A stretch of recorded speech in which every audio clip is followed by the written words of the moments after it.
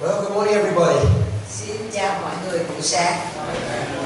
Very happy to be with you again this morning.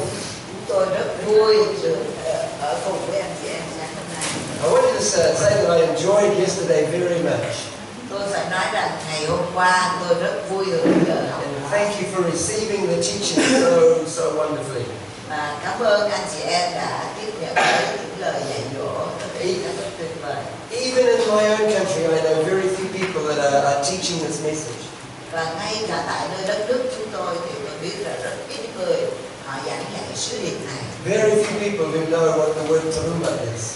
Và rất ít người biết cái từ ngữ teruma là gì. So it was a great joy to teach that to you yesterday.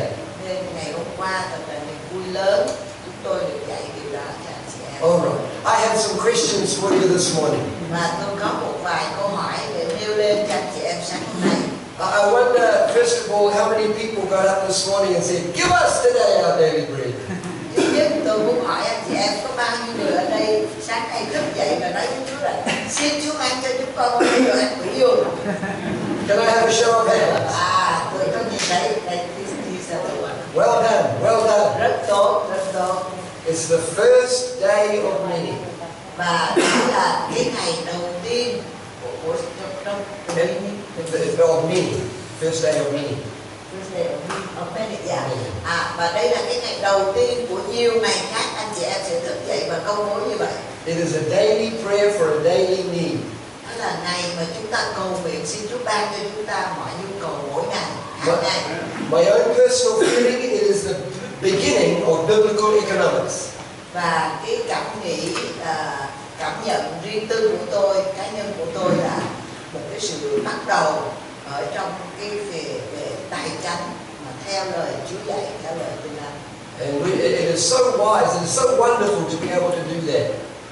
Và nó rất là khôn ngoan, rất là kỳ diệu khi chúng ta có thể làm như vậy. This is what I believe will happen as you pray that prayer. Và đây là điều tôi tin sẽ xảy ra khi anh chị em cầu nguyện như vậy. God will keep opening up new understanding, new ideas, new things from His Word. Đó là Đức Chúa Trời Ngài sẽ cứ tiếp tục mở ra sự hiểu biết, mở ra những tư tưởng mới, mở ra nhiều cái điều nhận biết mới cho anh chị em. Your personal finance will begin to improve. Và cái tài chánh cá nhân của anh chị em bắt đầu được cải thiện. And then your church finance will begin to prosper. Rồi cái tài chánh của hội thánh anh chị em bắt đầu được thịnh vượng. Praying that prayer is the beginning of a journey. Và cầu nguyện, cái lời cầu nguyện đó chính là bắt đầu của một hành trình. Yesterday I had the privilege to tell you the story of Liberty Trust in New Zealand. Ngày hôm qua tôi đã có cơ hội để chia sẻ với anh chị em về cái quỹ cứu giúp và quỹ tự do mà chúng tôi đã thành lập ở tại New Zealand. The beginning of Liberty Trust was that prayer. Và cái sự khởi đầu của cái quỹ tự do đó là bằng cái lời cầu nguyện như vậy đó. And it is my conviction that God has many more things to show us. Và trong sự tin quyết, xác quyết của tôi thì tôi biết rằng Chúa còn nhiều điều khác nữa để Ngài muốn chỉ cho chúng ta thấy. So that God's people will have their daily bread. Để dân sự của Chúa họ sẽ có bánh ăn mỗi ngày cho họ. Now here is my second question. Và bây giờ đây là câu hỏi thứ hai của tôi. How many people read Proverbs 31 this morning? Bao nhiêu người đã đọc Châm ngôn đoạn 31 sáng hôm nay? Hôm nay là ngày 31 phải không ạ? Bao nhiêu người đọc Châm ngôn đoạn 31? You can do it at morning tea time. Vậy vì sáng hôm nay giờ giải lao anh chị em có thể đọc. Can somebody remind me what does the Hebrew word for Proverbs mean? Xin một người nào hãy giải thích lại giùm tôi cái ý nghĩa là châm ngôn trong tiếng Hebrew có nghĩa gì?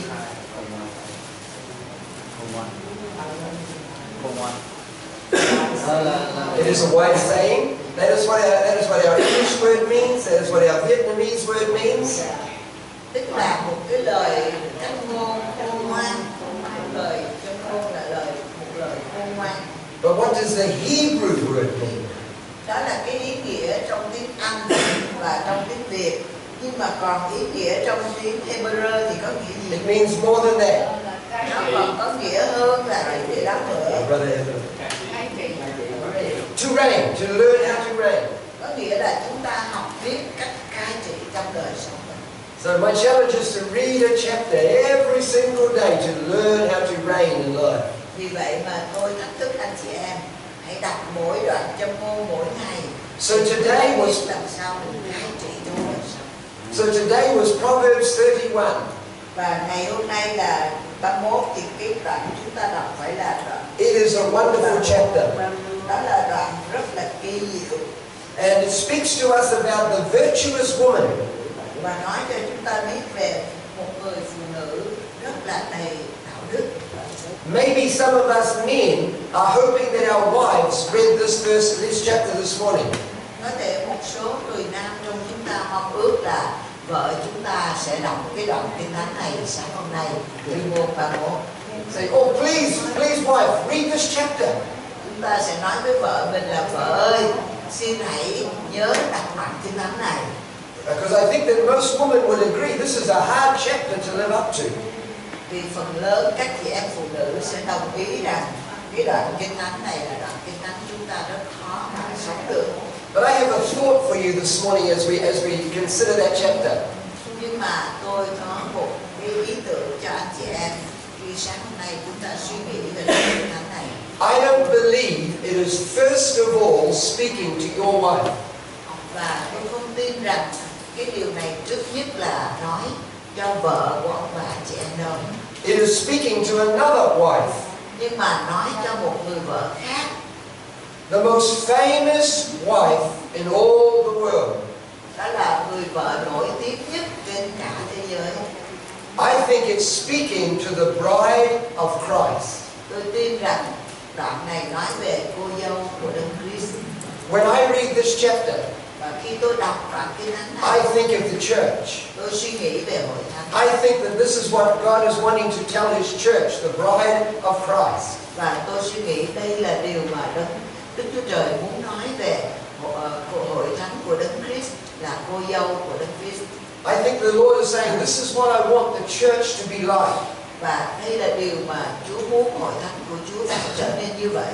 And it says many wonderful things about her. Và ở đây nói rất nhiều điều kỳ diệu về người nữ này. It says that she is industrious. Nói rằng người nữ này rất là siêng năng. She is busy. Người này luôn luôn bận rộn. She is wise. Người này rất khôn ngoan. She knows how to increase and make profit. Người biết làm sao để mình mỗi ngày càng gia tăng lên, càng kiếm làm ra lợi nhuận. Her children are never afraid of being poor. Và con cái người không bao giờ bị sợ phải nghèo thiếu cả. Because she knows how to make increase and make profit and provision for them. Vì người nữ này biết làm sao để chu cấp cho cả nhà, làm lợi ra cho cả nhà. Look at verse 16. Chúng ta hãy xem trong câu 16. She considers a field and she buys it. From her profit she plants a vineyard. She girds herself with strength and strengthens her arms. Nói rằng nàng tưởng đến một đồng ruộng, bèn mua nó được, rồi nhờ hoa lợi của hai tay mình, nàng trồng một vườn nho, nàng thắt lưng bằng sức lực. When I read this, I think of the church. Khi tôi đọc đoạn kinh thánh này, tôi nghĩ đến hội thánh. I think of the church learning to live as a circle inside a square. Tôi nghĩ đến hội thánh học cách sống như một cái vòng tròn ở trong một cái hình vuông vậy. She buys a field. Là hội thánh mua một đồng ruộng. She plants a vineyard. Trồng một vườn nho. She grows crops. Gieo trồng các mùa của mình. She lives as a circle inside a square. Mà sống như là một cái vòng tròn ở bên trong một cái hình vuông vậy. And as I pray for I.E.M. today, và đang khi tôi cầu nguyện cho Liên đoàn Truyền giáo này, this is what I pray that I.E.M. will become like. Và đây là điều tôi cầu nguyện cho Liên đoàn Truyền giáo sẽ trở nên giống như vậy. This wonderful wife. Là một người vợ rất tuyệt vời này của Chúa. Because then her children will call her blessed. Và như vậy các con của nàng sẽ trỗi dậy và chúc phúc cho nàng. And look at verse 28. Và chúng ta hãy xem trong câu 28. Her husband also will praise her. Là chồng của nàng cũng khen ngợi nàng. How wonderful that Jesus would praise us. Thật tuyệt diệu thay khi mà Chúa Giêsu ngài khen ngợi chúng ta. Verse 29 says, many daughters have done well, but you excel them all. Và câu kế tiếp là nhiều người nữ đã làm giỏi, nhưng mà nàng trỗi hơn hết thảy. Hallelujah. So that was our proverb. That was the proverb of the day. Nên đó chính là cái đoạn châm ngôn dành cho ngày hôm nay của chúng ta. And it makes me very, very excited to read it. Và khiến cho tôi rất phấn khởi khi tôi đọc. Well, I think there is quite a journey that I would like us to go on today. Và tôi suy nghĩ đến hôm nay là một cuộc hành trình tiếp tục mà tôi muốn dẫn đưa ông bà chị em cùng đi. And I'm hoping that the things that we cover will really be helpful to you as leaders and as Christians helping other people. Và tôi suy nghĩ những gì chúng ta đã học sẽ thật sự giúp được chúng ta, và chúng ta là những người lãnh đạo hay những người cơ đốc, hay để chúng ta những anh em có thể giúp đỡ lẫn nhau bước tới. I have loved the way that as we have been teaching, you have been taking notes. Tôi rất yêu thích cách mà đang khi tôi dạy và anh chị em ghi chú hết. Because we are covering a lot of material, so it will give you a chance to read back and to remember. Vì tôi đã trao cho ông bà anh chị em rất nhiều những cái tư liệu, và chúng ta ghi lại như vậy thì chúng ta có cơ hội để xem lại. But in your notes, I would really love you to write the following statement. Nhưng mà trong bài của ông bà anh chị em thì tôi muốn chúng ta hãy ghi lại câu này. We must live with a conviction to be blessed. Đó là chúng ta hãy ghi câu này. Chúng ta phải sống với một niềm tin quyết là để được phước. It is incredibly important that as leaders we live with the conviction to be blessed. Chúng ta phải sống với một niềm xác quyết, xác tín hay là tin quyết rằng mình sống để được phước. If we are a leader, we must believe that if people come with us on our journey, their lives will be blessed and they will be increased. Và rồi chúng ta cũng phải tin rằng những người bước đến cùng đi với chúng ta thì cuộc đời của họ cũng được phước và cũng được gia bội thêm. Through the years, I've always believed the businessmen in my church will be prospered. Và qua suốt năm tháng, tôi luôn luôn tin rằng những người thương gia trong hội thánh của chúng tôi sẽ được thịnh vượng. And they may not need my business wisdom, but they do need my faith. Và họ có thể không cần đến sự khôn ngoan về kinh doanh của tôi, nhưng họ cần đến đức tin của tôi. And I believe if their life is connected to me, they will be blessed. Và tôi tin chắc rằng nếu cuộc đời của họ nối kết với tôi, thì cuộc đời họ sẽ được phước. Hallelujah. Hallelujah. I believe that God blessed where Abraham went. Và tôi tin rằng Đức Chúa Trời đã ban phước bất cứ nơi nào Abraham đi đến. Everywhere he went, God blessed him. Bất cứ nơi nào ông đi đến thì Chúa ban phước cho ông. I believe that God blessed what Abraham did. Và tôi tin rằng Đức Chúa Trời cũng đã ban phước cho tất cả những gì Abraham làm. But I also believe God blessed who Abraham was. Và rồi Đức Chúa Trời Ngài cũng ban phước về chính con người của Abraham nữa. Most of us pastors, we live very busy lives.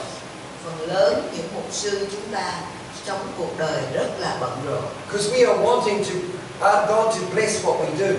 Vì chúng ta muốn Chúa ban phước những mọi công việc tay chúng ta làm. But it is time for us to have faith that God blesses who we are. Nhưng mà đã đến lúc chúng ta phải có đức tin để biết rằng Chúa ban phước chính con người của chúng ta. Then when we walk into somebody's business, we carry the blessing of God with us. Và khi chúng ta bước đến với bất cứ một công việc kinh doanh nào của ai, chúng ta cũng đem sự chúc phước của Chúa đến với người đó. When we go into somebody's home, there is a blessing that comes on that home because we are there. Và mỗi khi chúng ta đi đến nhà của ai đó, chúng ta cũng đem sự chúc phước của Chúa đến nơi đó.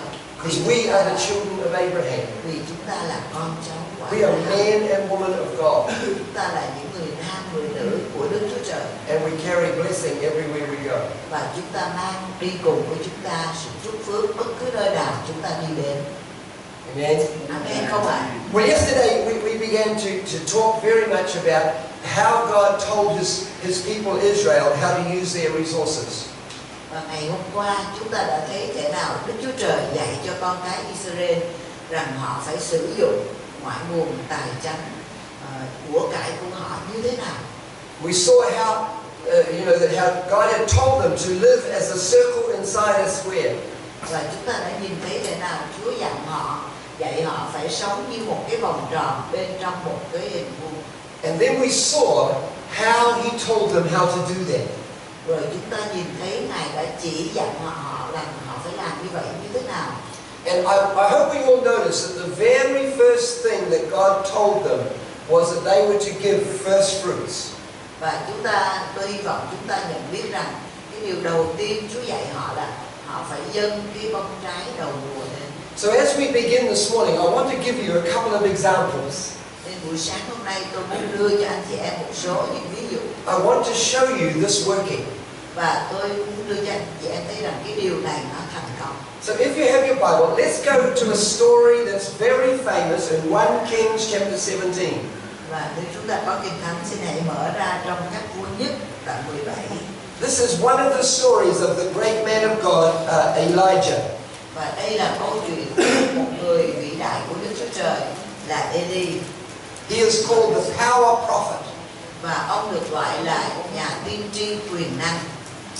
Because he did many wonderful miracles. Vì ông đã làm rất nhiều phép lạ. And so let's just look for a moment this morning at one of these great miracles. Nên chúng ta hãy học vào sáng hôm nay một trong những phép lạ rất là vĩ đại này. I'm sure we all know the story that he goes to the King Ahab and he prophesies that there will not be any rain for 3.5 years. Và chúng ta đã biết rằng ông đã đi đến với vua Ahab và nói tiên tri rằng sẽ không có mưa trong suốt 3 năm rưỡi. And then he goes away and hides. Rồi ông đi về và ẩn náu, ẩn núp. By a little brook where he is fed by ravens every single day.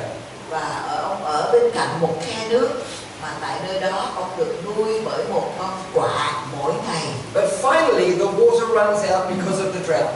Nhưng mà rồi cuối cùng thì nước trong khe cũng khô đi vì cớ cơn hạn hán. So God gives him instruction to go to the town of Zarephath. Và bây giờ Chúa bảo ông là hãy đi tới cái thị trấn Sarepta. And God says, I have prepared a widow woman to look after you. Và Chúa phán rằng ta đã chuẩn bị một người đàn bà góa để chăm sóc ngươi. Now before we carry on with the story, I want to tell you something very funny that we don't always notice. Và trước khi tôi kể tiếp câu chuyện thì tôi muốn nói với ông bà anh chị em một cái chi tiết này mà nhiều lúc chúng ta không chú ý đến. It is the reason why God sent him to Zarephath. Và đó là cái lý do tại sao mà Chúa bảo ông phải đi đến Sarepta.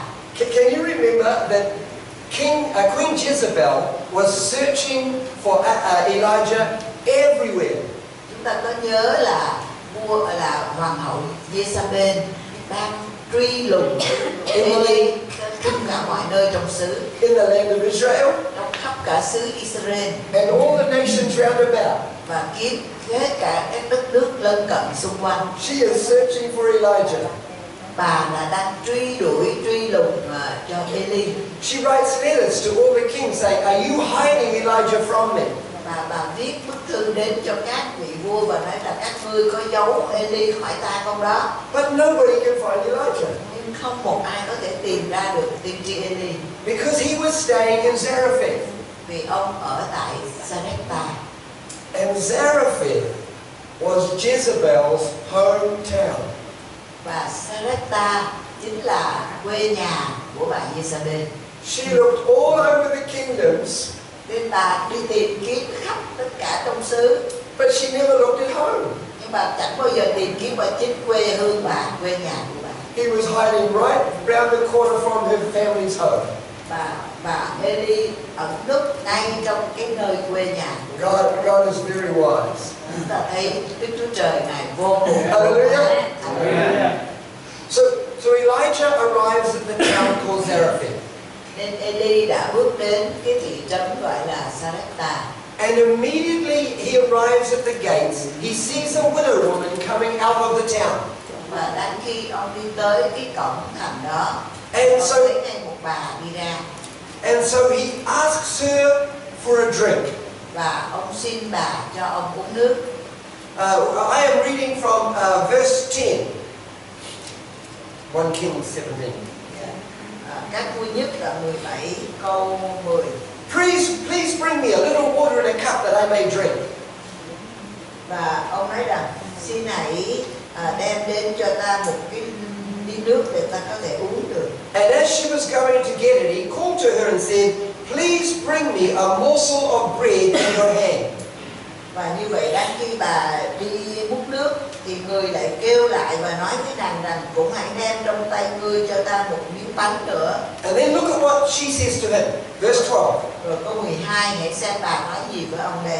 So she said, as the Lord your God lives, I don't have any bread, only a handful of flour in a bin, and a little oil in a jar.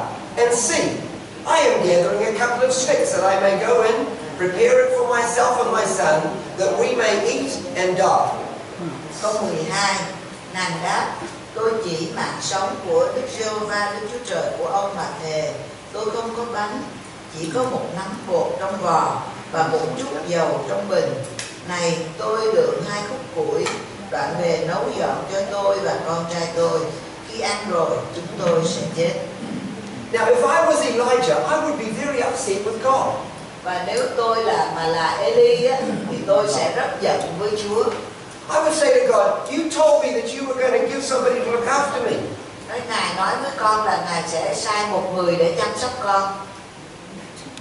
But this woman is useless. Nhưng mà cái người đàn bà này rất là vô dụng. She's depressed. Bà này đang là nản lòng lắm. She's negative. Bà này rất là tiêu cực. She's got no food. Bà chẳng đâu có đồ ăn thức uống gì đâu. Why are you sending me to her house? Và tại sao Chúa lại sai con đến nhà bà này? She can't even look after herself. How can she look after me? Bà này không thể coi sóc chính mình, làm sao mà chăm sóc con được. Elijah could be very upset with God. Và Eli có thể rất tức giận với Chúa. He could say to God, you've got it wrong. Và có thể nói với Chúa rằng Chúa ơi, Ngài sai rồi. Because this lady's nearly dead. Vì cái bà này đã sắp chết rồi mà. But Elijah was a man of faith. Nhưng mà Eli là một con người của đức tin. He believed in the God of miracles. Ông tin nơi Đức Chúa Trời đấng hay làm phép lạ. And so when he hears her words, vì vậy khi mà ông nghe bà nói như vậy, he says, yes, go and collect your sticks. Thì ông nói rằng hãy đi lượm củi đi. Go and bake yourself a meal. Hãy đi và nướng cho miếng bánh cho ngươi đi. For you and your son. Cho ngươi và con trai ngươi ăn đi. But first of all, nhưng mà trước nhất, bring me a small morsel. Hãy đem cho ta một miếng bánh nhỏ trước nhất. Can we say first of all? Xin chúng ta cùng nói trước nhất. He is a greedy man. Ông là người tham ăn không? She has got one meal left. Bà này còn có một bữa ăn còn lại cuối cùng thôi. Her meal is only enough for 2 people. Và cái bữa ăn này chỉ đủ cho 2 người thôi. Her son and herself. Đó là con trai bà và chính bà thôi. And there is no more. Và không còn chi nữa, không còn gì nữa hết. So he says, okay, do that, but give me some first. Bây giờ ông tiên tri nói rằng được rồi, đi về làm bánh đi, làm y như vậy, nhưng mà trước hết đem lại cho ta trước. Surely the man of God is greedy. Chắc chắn là người của Đức Chúa Trời là tham ăn rồi. Surely he is selfish. Chắc chắn là ông ích kỷ rồi. This woman's got nothing left. Cái người phụ nữ này không còn cái gì hết mà. And he wants her to feed him first. Mà bây giờ ông lại muốn bà là làm bánh đưa cho ông trước. It sounds all wrong. Chúng ta nghe mọi điều này giống như là sai trật hết rồi. But Elijah knows the principle of first fruits. Nhưng Eli biết rất rõ cái nguyên tắc của bông trái đầu mùa. I believe that Elijah challenges her to do first fruits. Và tôi tin rằng Eli đã thách thức bà hãy dâng cái bông trái đầu mùa. I believe Elijah is asking her to practice teruma. Và tôi tin rằng Eli đã thách thức bà hãy thực hành cái teruma, tức là dâng của lễ đầu mùa cho thầy tế lễ trước hết. What do we do with first fruits? Chúng ta làm gì với cái bông trái đầu mùa đây? Can somebody tell me? We lift it up. Chúng ta giơ lên. We put it in the hands of the Chúng priest. ta chạm tay vào thầy tế lễ. Go and bake a cake. Hãy đi và nướng một cái bánh. But first of all, bring me some. Nhưng mà trước hết hãy đem cho ta một miếng. And if you do. Và nếu ngươi làm như vậy. Can you see that in your Bible? Chúng ta có thấy câu đó nói trong If Thánh Kinh không? you do. Và nếu ngươi làm như vậy. If you practice teruma. Nếu anh chị em thực hành cái teruma. If you practice first fruits. Nếu anh chị em thực hành dâng của bông trái đầu mùa cho thầy tế lễ. The bowl of flour will not run out. Thì cái bột sẽ không hề hết ở trong bình. And the jar of oil will not run dry. Và dầu sẽ không hề thiếu ở trong hũ. Bột không hết trong vò và dầu sẽ không thiếu trong bình. And you will not die. Và ngươi sẽ không hề chết đâu. Somebody say amen this morning. Amen không anh chị em? Hallelujah. If the first fruits is holy. Nếu cái bông trái đầu tiên đầu mùa là thánh. The whole lump is holy. Thì cả cái bánh đó đều là thánh. Romans chapter 11 verse 16. Roma đoạn 11 câu 16. Elijah challenges the widowed woman to make the first fruits holy. Và Eli đã thách thức người đàn bà quá này, hãy làm cho cái bông trái đầu mùa của bà được thánh. Because he understands first fruits. Vì ông hiểu rất rõ về cái bông trái đầu mùa. If the first fruits is holy, the whole lump is holy. Và nếu cái bông trái đầu mùa là thánh, thì cả cái bánh đều là thánh. And the flour never ran out. Và bột sẽ không bao giờ hết ở trong vò. And the jar of oil never ran dry. Và dầu sẽ không bao giờ hết ở trong bình. And she did not die. Và bà đã không hề bị chết. Hallelujah. Amen. That's the power of first fruits. Và đó chính là quyền năng của lễ dâng bằng bông trái đầu mùa. Oh, can you remember the story in Genesis? Rồi chúng ta có nhớ câu chuyện ở trong Sáng Thế Ký không? Adam had two sons. Adam có hai người con. Cain and Abel. Cain và Abel. They are both industrious. Cả hai đứa con đều rất siêng năng làm việc. They are both hardworking. Cả hai đều làm việc rất là. They are both successful. Cả hai đều là siêng năng.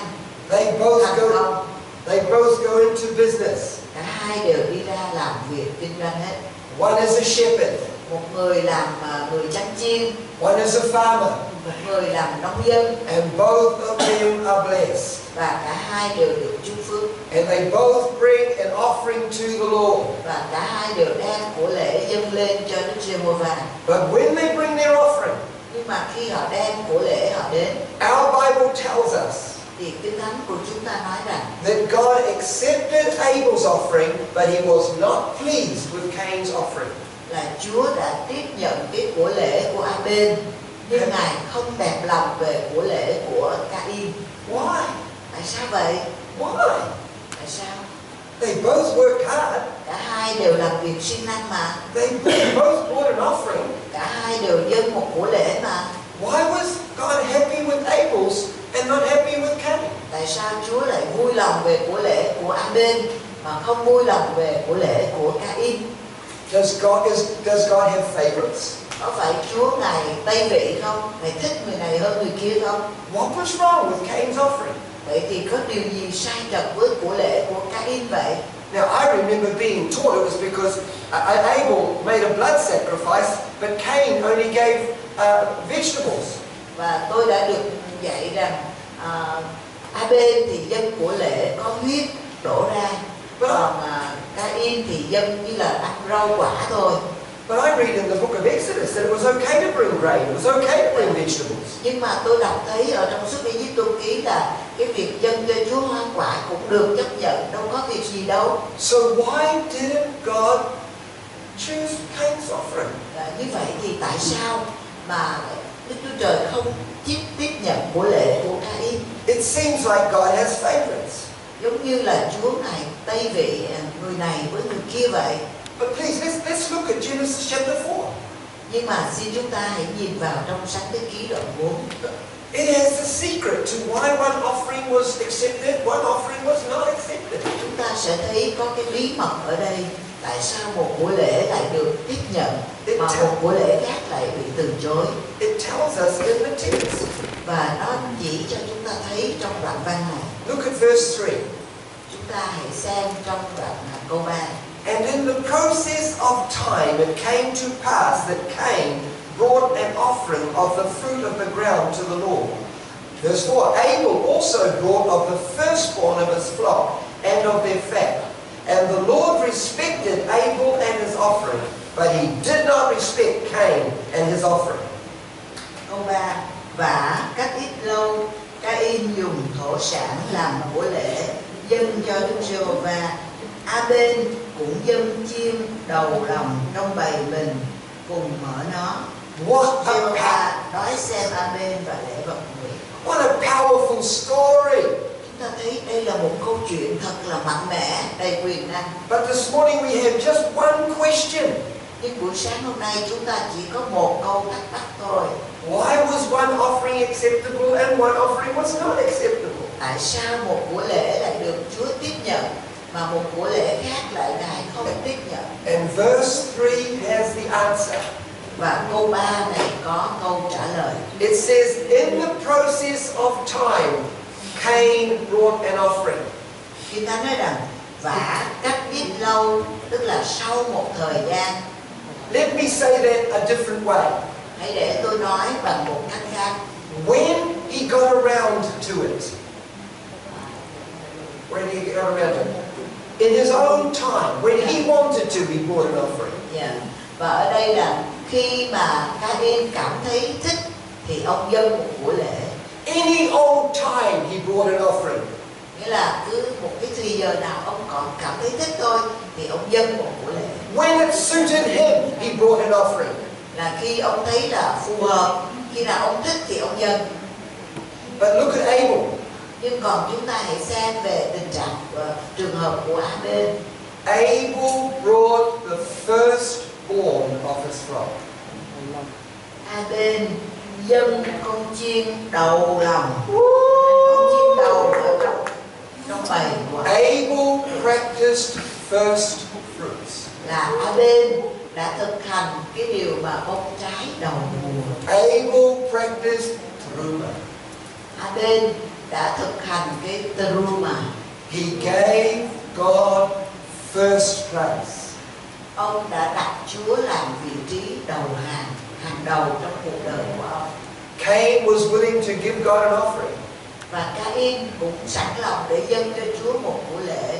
But he didn't choose to make it first. Nhưng Cain không chọn lựa là dâng Chúa một cách trước hết. It wasn't about what he gave. Nên vấn đề không phải là vì ông dâng cái gì đâu. What he gave was fine. Những gì ông dâng cho Chúa là được. He just didn't make it first.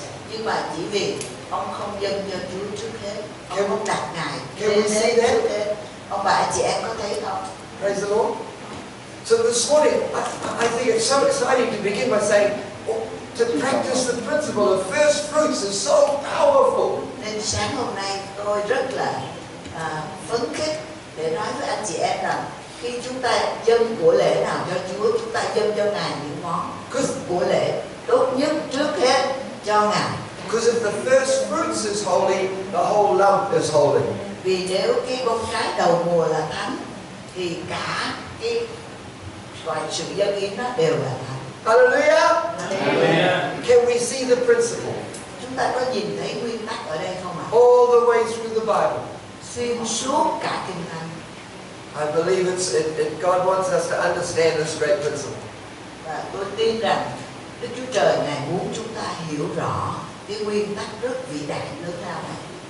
Alright, so this morning, one more thing from yesterday. Sorry, one more thing from yesterday. Và còn thêm một điều nữa từ ngày hôm qua. I shared a little saying with you. Yeah. Ngày hôm qua thì tôi đã chia sẻ một câu cách ngôn với anh chị em. It goes like this. Nó giống như vậy. Methods are many. Yeah. Đó là phương pháp thì có rất nhiều. Principles are few. Nhưng mà nguyên tắc thì rất ít. Methods may vary. Và phương pháp có thể thay đổi. Principles never do. Nhưng nguyên tắc thì không bao giờ thay đổi. I would love you to say that this morning. Và tôi muốn anh chị em hãy lặp lại cái điều này sáng hôm nay. Can you repeat? Yeah. Xin chúng ta cùng nói với nhau. Phương pháp có rất nhiều. Tôi nói lại nha. Phương pháp có rất nhiều, nhưng nguyên tắc thì ít. Nguyên tắc thì ít. Chúng ta lặp lại nha. Phương pháp có rất nhiều, nhưng nguyên tắc thì ít. Phương pháp có thể thay đổi, nhưng nguyên tắc thì không bao giờ thay đổi. So yesterday, I believe we were teaching principles. Đến ngày hôm qua, tôi đã dạy ông bà anh chị em nguyên tắc. Every one of us must decide that. Vậy thì khi chúng ta biết nguyên tắc này rồi thì chúng ta phải quyết định mình sẽ làm gì. Because if they were principles, they will always work. Vì nếu đó là nguyên tắc thì nó sẽ luôn luôn thành công. But today, we will actually talk about some methods. Nhưng ngày hôm nay chúng ta sẽ nói đến một số những phương pháp. And so you will need to decide whether they are good methods or whether they are not good methods. Và chính anh chị em sẽ quyết định rằng xem đây có phải là phương pháp tốt hay là phương pháp không tốt. If they will help your people or if they will not help your people. Chúng ta sẽ xem nếu những phương pháp này có giúp ích cho dân sự của anh chị em hay là không giúp ích được cho dân sự anh chị em. Because they are just methods. Vì đó chỉ là những phương pháp mà thôi. But these are methods that I teach people in my own country. Nhưng đây là những phương pháp mà tôi dạy cho dân sự tôi ở trong đất nước tôi. And it seems to be helping people a lot. Và nó đã giúp ích dân sự tôi rất nhiều. So I would like to share them with you. Nên tôi muốn chia sẻ điều này với ông bà anh chị em. And to begin with, I want us to talk about the fact that there are 4 purposes for money. For money. Và luôn tiện tôi cũng nói cho anh chị em biết rằng có 4 mục đích dành cho tiền bạc. We saw this yesterday, but I want to say it in a different way. Ngày hôm qua chúng ta đã nhìn thấy rồi, nhưng mà bây giờ tôi muốn nói về điều đó một cách khác. I believe there are not many purposes for money, there are just 4. Tôi tin rằng không có nhiều mục đích dành cho tiền bạc, There are nhưng mà many- chỉ có 4 mục đích thôi. There are many ways to spend money. Có nhiều cách để chúng ta tiêu xài tiền lắm. You ask my wife, she knows lots of ways to spend money. Nếu ông bà chị em hỏi vợ tôi thì bà ấy biết rất nhiều cách để tiêu tiền. She likes spending money. Bà rất thích tiêu tiền. In one week, she is meeting me in Malaysia. Chỉ một tuần nữa thôi là bà sẽ gặp tôi ở tại Mã Lai. And I hope she is happy to see me. Và tôi hy vọng là bà vui vẻ, vui sướng gặp tôi. But I know she's going to see the shops. Nhưng tôi cũng biết rằng thế nào bà cũng đi shopping. So my wife could teach you there are many things you can do with money. Nên vợ tôi có thể dạy ông bà chị em có nhiều cách để mình để tiêu tiền. But I came to tell you there are only 4 purposes. Nhưng mà tôi nói với ông bà chị em chỉ có 4 mục đích để dành cho tiền bạc thôi. Now, when I was young, nobody told me these 4 purposes. Và khi tôi còn trẻ, không một ai dạy tôi về 4 cái mục đích này cả. My dad was very wise with money. Ba của tôi, cha tôi, ông rất khôn ngoan đối với tiền bạc. And he provided very well for our family. Và ông đã chu cấp rất đầy đủ cho gia đình của chúng But tôi. he never told me the 4 purposes for money. Nhưng mà ông không bao giờ nói cho chúng tôi biết về 4 cái mục đích dành cho tiền bạc. So it took me a long time to discover them. Và tôi phải mất một thời gian rất lâu tôi mới khám phá ra. They are simple, but we just don't think about it. Những mục đích đó rất đơn giản, nhưng mà chỉ vì chúng ta không suy nghĩ về điều đó. So lots of times we know it, but we don't know it. Nên nhiều lúc chúng ta biết rất rõ, nhưng mà rồi chúng ta cũng không biết. But more recently, I've seen the power of understanding the 4 purposes for money. Nhưng gần đây thôi, tôi nhìn thấy cái việc rất quyền năng khi chúng ta hiểu rõ mục đích dành cho tiền bạc. And so I wanted to tell as many people as I could. Nên tôi muốn chia sẻ ra cho nhiều người, càng biết càng nhiều. So I have written a book called The 4 Purposes for Money. Nên tôi đã viết một quyển sách nói rằng 4 mục đích dành cho tiền bạc. And you can see it is a very skinny book. Và anh chị em có thể thấy cái quyển sách này nó mỏng ten à. And I'll tell you why. Và tôi sẽ nói với bạn chị em lý do tại sao. Because I hope this book can help anybody. Vì tôi hy vọng rằng quyển sách này có thể giúp tất cả mọi người. Wealthy people, poor people. Từ người giàu có cho đến người nghèo. Old people, young people. Người già cả cho đến người trẻ tuổi. But really I want young people to read this. Nhưng mà thật sự tôi muốn những người trẻ tuổi hãy đọc cái này. And my youngest son is 24 years old. Và đứa con út của tôi là 24 tuổi. He has a good job. Nó có công việc rất là tốt. He is a good boy. Nó là một đứa con trai rất tốt. But my son doesn't like to read. Nhưng đứa con của tôi nó không thích đọc sách. He lets his father do all the reading. Nó dành cho ba của nó đọc hết. So all he will ever read about is sport. Mà cái điều duy nhất nó đọc là nó đọc về thể thao thôi. He knows all about rugby. Nó biết hết về tin tức thông tin về rugby. He knows all about cricket. Nó biết hết về cái trò chơi là cricket. I'm sorry, Pastor David, he does not know about football. Và tôi cũng hối tiếc một sư đức tại vì ông con tôi không biết đá banh. Because in our country, football is not very important. Vì trong đất nước chúng tôi đá banh là không quan trọng. But the only thing he reads about is sport. Nhưng mà cái điều duy nhất mà nó chịu đọc là nó đọc về thể thao thôi. So when I wrote this book, Nên khi tôi viết quyển sách này, I was thinking about my son. tôi suy nghĩ về đứa con trai của tôi. What would he read? Nó sẽ đọc cái gì? How many words would he read? Nó sẽ chịu đọc bao nhiêu cái chữ? So I could teach him something important about money. Để tôi có thể dạy cho nó điều quan trọng về tiền bạc. So this book is very skinny. Vì vậy quyển sách này nó mỏng dính. But it mentions the four purposes for money. Nhưng mà nó ghi đủ 4 mục đích dành cho tiền bạc để làm gì? And I printed this book very cheap. Và tôi in quyển sách này cũng rất rẻ tiền. So that lots and lots and lots of young people will read it. Để cho rất nhiều người trẻ tuổi, rất nhiều những bạn trẻ đó sẽ đọc. And they just arrived at my home just before I came to Asia. Và cái quyển sách này in vừa xong vừa đến nhà tôi ngay trước khi chuyến đi Á Châu. So I only had enough time to put a few in my bag. Nên tôi chỉ có đủ giờ để mà đặt vài quyển vào trong cái giỏ vali của tôi thôi. So I have very few left. Nên tôi còn rất ít. The Hong Kong people took them all. Những người ở Hồng Kông họ đã lấy sách ra hết rồi. But I do have one for you, Pastor David. Nhưng tôi còn một quyển dành cho một sư đức ở đây. And for Pastor Esther. Và một quyển dành cho một sư Thảo. Then I have... I don't have any more. I have just written another book. Và tôi cũng mới viết xong một quyển khác nữa. I talked about it a little bit yesterday. Mà tôi đã nói một ít vào ngày Chủ nhật đó. This book is called The Lie That You Believe. The Lie. The Lie. Và cái quyển sách này gọi là cái lời nói dối mà bạn đã tin. I have been writing this book for a while. Và tôi đã viết quyển sách này thời gian dài. Too long. Tôi viết nó quá lâu. But finally I have finished. Nhưng cuối cùng tôi cũng đã viết xong. And I don't have any of them with me, I'm so sorry. Và tôi rất hối tiếc là tôi không có đem quyển nào đi But if somebody would like one, and they are only in English, sorry, but if somebody would like one, if you write your name, I can send some to Vietnam. Nhưng mà nếu anh chị em thích quyển này, anh chị em có thể viết và tôi có thể viết địa chỉ và tôi có thể gửi qua Việt Nam. But let me tell you what this book tells, what this book says. Nhưng mà hãy để tôi nói anh chị em quyển sách này nói gì. 1 John 5.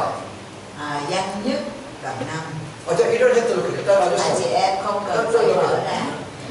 The Bible has a very interesting verse. Và Kinh Thánh có một câu rất là lý thú.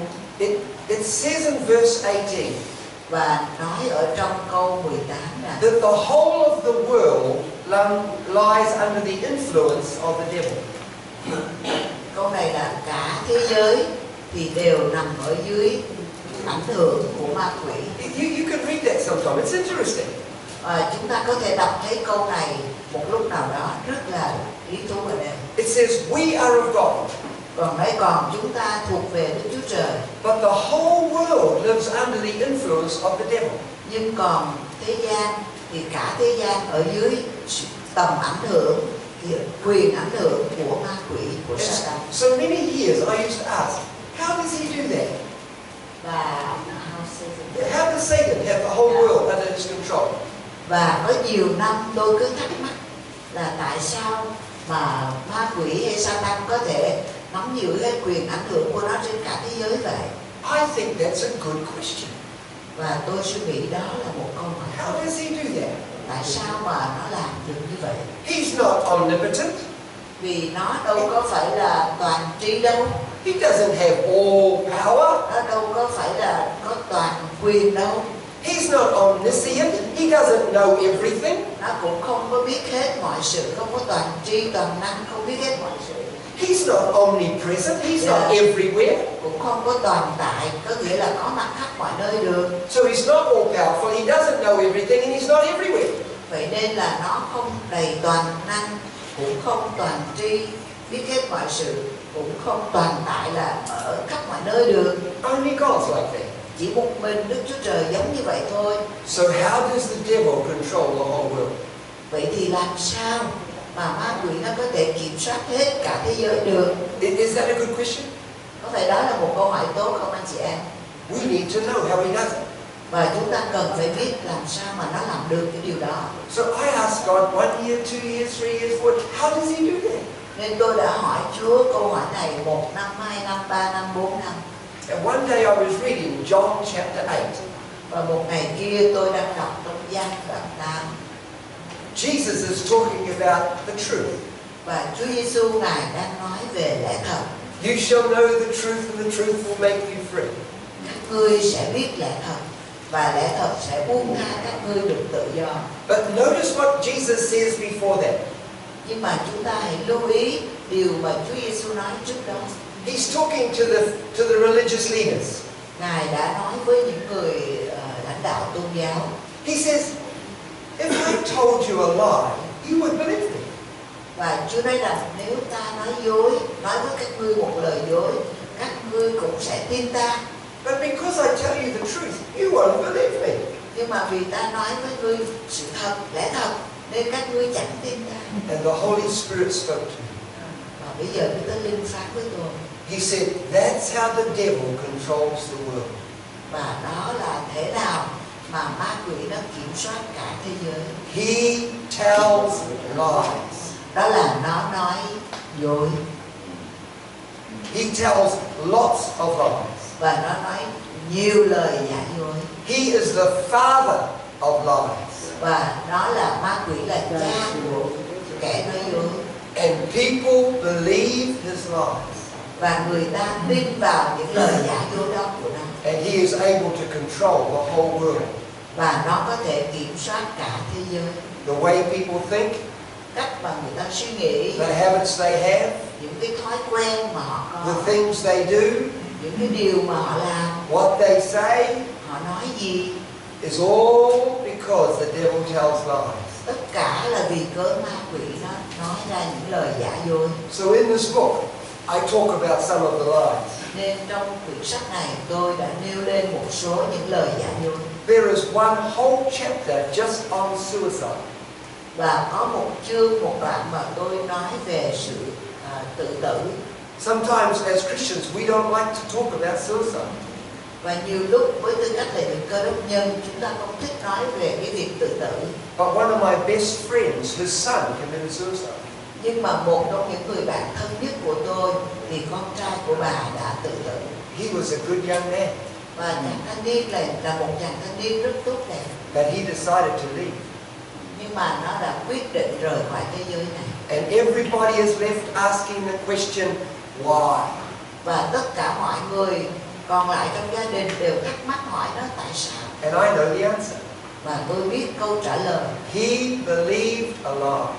Vì nó đã tin vào một lời giả. Or more likely, he believed a lot of lies. Hoặc là nó đã tin vào rất nhiều lời giả dối. And let me give you the number one lie he believed. Nhưng mà hãy để tôi nêu anh chị em cái lời giả dối thứ nhất mà nó đã tin. He believed this world would be better if he wasn't here. Và cái cậu chàng thanh niên này tin rằng thế giới này sẽ tốt đẹp hơn nếu không có nó. And that was got into his mind. Và cái tư tưởng này đã đến vào tâm trí của nó. And so he left. Vì vậy là nó tự tử liền khỏi thế giới này. And all of us are sad. Và tất cả chúng tôi đều buồn rầu lắm. Because he was a good young man. Vì nó là một chàng thanh niên trai trẻ rất là It tốt. was a lie. Và đó là một cái lời giả dối. The number one killer of young men in New Zealand between 18 years of age and 40 years of age is suicide. Và cái điều thứ nhất mà đã làm cho những người trai trẻ từ 18 tuổi đến 40 tuổi, giới trẻ của New Zealand chết, đó là chết vì tự tử. That is terrible. Điều đó rất là khủng khiếp. Amen. Somewhere in the world, somebody commits suicide once every 40 seconds. 40 seconds. Ở trên thế giới ngày hôm nay, cứ mỗi 40 giây thì ở tại đâu đó trên thế giới lại có một người tự tử, tự mất. That is terrible. Điều đó thật là khủng. They believe a lie. Vì họ đã tin vào một lời giả dối. And so they leave. Vì vậy họ từ bỏ cuộc đời này. And we lose because somebody great died. Và chúng ta phải vì một ai đó rất là vĩ đại. So we need to tell people the devil's a liar. Nên chúng ta cần phải nói cho mọi người biết rằng ma quỷ Amen. là nói dối. Amen không ạ? And we need to tell people the truth. Và chúng ta cần phải nói cho mọi người biết lẽ thật. Because everybody's got a great life. Vì mỗi người ai cũng có một đời sống rất là vĩ đại. Everybody has purpose. Ai cũng có mục đích cả. Now I know I'm off my subject. I've gone off my subject. Tôi biết tôi đã đi lạc khỏi chủ đề của tôi. So I apologize. Nên tôi xin lỗi. But Pastor David, I have 2 books for you. Sư Đức ạ, tôi có 2 quyển sách. God bless you, my friend. Xin Chúa ban phước cho. Pastor Esther, I have 2 books for you. Thank you. God bless you. Now I can get back onto our subject. Bây giờ tôi có thể trở lại chủ đề của mình. But I do want to say one more time. Watch out for lies. Nhưng mà tôi muốn nói thêm một điều nữa. Ông bà anh chị em hãy canh chừng những lời giả dối. It's how the devil controls the world. Vì đó là cách mà ma quỷ nó kiểm soát thế gian. If he tells you your church will always be poor, Nếu nó nói với bạn rằng hội thánh của ngươi sẽ lúc nào cũng nghèo khổ hết, it is a lie. đó là lời giả dối. If he tells you your people will always be poor, Nếu nó nói với bạn rằng dân sự của ngươi lúc nào cũng nghèo khổ hết, it is a lie. đó là một lời giả dối. We need to identify the lies and challenge them. Chúng ta cần phải nhận ra cái lời giả dối đó và cách thức đó. Because lies disempower, they take away power from us. Vì những lời lừa dối đó nó lấy mất quyền năng ra khỏi chúng ta. But the truth brings power. Nhưng lẽ thật đem năng quyền đến cho chúng ta. Amen không ạ? We need to love the truth. Và chúng ta cần phải yêu mến lẽ thật. I want you to turn to the person next to you and say, I love the truth. Tôi muốn anh chị em phải quay qua người bên cạnh và nói rằng tôi yêu lẽ thật, tôi yêu mến lẽ thật.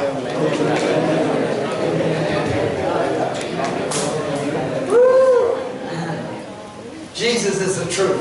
Chúa Giêsu là lẽ thật. Everything he says is the truth. Tất cả mọi điều nào mà Ngài nói ra The đều truth là lẽ sets thật. us free. Và lẽ thật buông tha chúng ta được The tự truth do. is powerful. Và lẽ thật là đầy năng We quyền. must love the truth. Và chúng ta phải yêu mến lẽ thật. So there are 4 purposes for money. Nên có 4 mục đích cho tiền bạc. And I'm going to talk about them quickly. Và tôi sẽ trình bày nó. The first purpose for money is that money was made to spend. Cái mục đích thứ nhất dành cho tiền bạc đó là tiền bạc được dựng nên để cho chúng ta tiêu. I was saying this in a seminar 2 years ago. Tôi đã nói ra điều này trong một buổi hội thảo 2 năm trước đây. And the pastor's wife was in the front row. Và bà vợ ông mục sư đang ngồi phía hàng trước. I said, money is made to spend. Tôi nói rằng tiền bạc được dựng nên là để cho chúng ta tiêu xài. And she went, yay! Và bà nói là yeah, đúng rồi. She was very excited about it. Bà rất là phấn khởi về điều đó. So I said to her husband, you sư là ông phải kiếm ra cho nhiều tiền nhé. Because your wife likes to spend. Tại vợ của ông rất thích tiêu xài. But you see, lots of human beings like to spend. Nhưng mà anh chị em thấy không, rất nhiều con người rất thích xài tiền. Human beings are very good at spending. Và con người chúng ta rất là giỏi xài tiền. I had to teach my children to say please. Và tôi phải dạy con cái tôi để cho nó biết nói là thưa ba, xin ba. I had to teach my children to say thank you. Và tôi phải dạy con cái tôi để nó biết nói cảm ơn. Again and again and again. Tôi phải nhắc đi nhắc lại. I had to teach my children to brush their teeth. Tôi phải dạy nó mới biết đánh răng. Again and again and again. Và dạy đi dạy lại. But I never had to teach them how to spend. Nhưng tôi không bao giờ cần phải dạy nó tiêu xài tiền hết. They learned that all by themselves. Nó tự động là nó tự biết tiêu xài tiền. And they were very good at it. Và nó xài giỏi lắm. Sometimes people come and they ask you to give a donation. Nhiều lúc người ta tới và người ta xin bạn hãy đóng góp. In New Zealand, they might be on the street and they say, "Oh, sir, could you give a donation?" Có khi họ ở tại Tân Tây Lan, ở trên đường phố, có khi có người tới và nói thưa ông, xin ông hãy đóng góp một cái điều này. And many times I say, "No, I can't give you a donation." Và nhiều lúc tôi nói với họ, tôi không thể quyên dân góp được. I said, "I have no money Vì tôi không có tiền in my pockets." ở trong túi tôi. They say, "Why do you have no money in your pockets?" Thì họ hỏi tại sao trong túi ông không có tiền. So I would say, "If I have money in my pockets, my children will spend it." Và tôi nói là nếu tôi có tiền trong túi là con tôi nó xài hết. Amen. Amen. Because they were very good at spending. Vì con cái tôi nó tiêu xài giỏi lắm. Buddhists are good at spending. Buddhists. Những người Phật giáo, Phật tử họ xài tiền giỏi. Hindus are good at spending. Người Ấn giáo cũng xài tiền giỏi lắm. Atheists are good at spending. Những người vô thần cũng xài tiền giỏi lắm. Christians are good at Người spending. Cơ đốc nhân cũng xài tiền giỏi lắm. How do I know that? Làm sao tôi biết được? Because total world debt is $910 trillion. Vì cái nợ công ở trên toàn thế giới là hơn 910 tỷ đô la. Tỷ rất nhiều mắc nợ hết. That tells me Điều đó nói cho tôi biết rằng people are very good at spending. người ta rất giỏi tiêu xài. They spend all of their money, Họ xài hết tiền của họ có. and then they spend other people's money as well. Rồi sau đó họ cũng xài luôn tiền của người khác. That's what debt is. Đó là tại sao họ mắc nợ. In New Zealand, the average family, Ở tại Tân Tây Lan, mỗi một gia đình, một gia đình trung bình spends 113% of their income. thì họ tiêu hết 113% của thu nhập của họ. They're spending all their money, Tức là họ xài hết tiền của họ có. and they're spending somebody else's money. Rồi sau đó cũng xài luôn tiền của người khác nữa. They don't know Leviticus chapter 19, verse 9 and 10. Họ không biết về Lê Vi Ký đoạn You are to live as a circle within a square. Leviticus 19, verses 9 and 10. Lê Vi Ký đoạn 19 câu 9 và 10 có nghĩa là họ phải sống như trong một vòng tròn, trong một cái hình vuông. That's how Jewish people live. Đó là cách mà người Do Thái họ sống như vậy. But that's not how New Zealanders live. Nhưng mà đó không phải là cách người Tân Tây Lan sống. Let me show you how New Zealanders live. Hãy để cho tôi chỉ cho ông bà anh chị em cách thể nào người New Zealand họ sống. They use all their field. Đó là họ xài hết cái thu nhập của cánh đồng của họ. Then they use somebody else's field. Xong họ xài luôn cánh đồng của người khác. Why do they do that? Tại sao họ làm như vậy? Because people like to spend. Vì người ta thích xài tiền mà. But spending is only one of the four purposes for money. Nhưng mà việc tiêu xài tiền chỉ là một trong 4 mục đích dành cho tiền bạc thôi. And we are God's people. Và chúng ta là dân sự của Chúa. We know that. Chúng ta biết rõ điều đó. That's what we were talking about yesterday. Và đó là điều chúng ta đã nói ngày So let me tell you about the second purpose for Bây money. giờ nên để tôi nói với ông bà chị em về cái mục đích thứ hai. The second purpose for money is that money was made to give. Cái mục đích thứ hai của tiền bạc là tiền bạc được tạo ra để chúng ta ban ra, để chúng ta cho. This is a very good time to say amen. Và đây là điều rất tốt. Chúng ta có amen không? Chúng ta có amen điều này không ạ? Money was made to give. Là tiền được tạo ra để mình cho. Proverbs chapter 3. Ở trong Châm ngôn đoạn 3. Oh, I'm excited to share this morning. Tôi rất phấn khởi để chia sẻ điều này sáng hôm nay. We must teach our young people this. Chúng ta phải dạy cho những người trẻ của chúng ta về mọi điều này. We must teach all of our people this. Chúng ta cũng phải dạy cho tất cả dân sự Chúa về mọi điều So này. that they can reign in life. Để họ có thể cai trị trong đời So sống. we are back in the book that teaches us how to reign. Chúng ta đang trở lại quyển sách Châm ngôn, là quyển sách chỉ cho chúng ta biết làm thế nào để cai trị trong cuộc đời. Proverbs 3 is a wonderful chapter. Và Châm ngôn đoạn 3 là một đoạn kinh thánh rất tuyệt vời. We must read it every month Chúng ta cần phải đọc chương này mỗi tháng to learn how to reign. để biết làm sao để chúng ta But cai look trị. at verse 9. Nhưng bây giờ chúng ta hãy xem vào câu 9. I am getting excited. Tôi rất phấn khởi rồi. Honor the Lord with your possessions and with the first fruits of all your increase. So shall your barns be filled with plenty, and your vats will overflow with new wine. Hãy lấy tài vật và huê lợi đầu mùa của con mà tôn vinh Đức Giê-hô-va. Vậy các vựa lỗng con sẽ đầy dư dật và những thùng của con sẽ tràn rượu mới. Woo! You are not excited enough yet. Các bạn chưa phấn khởi sao?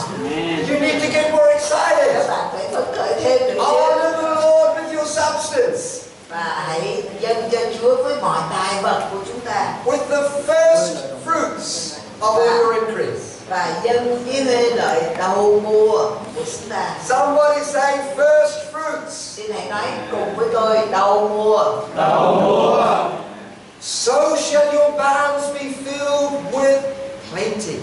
Và Kinh Thánh nói rằng vậy, như vậy thì các vựa lỗng con sẽ đầy dư dật. And your vats will burst out with new wine. Và những thùng của con sẽ tràn rượu mới. I want to tell you something this morning. Tôi muốn nói với ông bà anh chị em một điều sáng hôm nay. When someone tithes, Khi một ai đó dâng hiến phần 10, that is not giving. thì đó không phải là sự dâng hiến. When you tithe, it is not giving.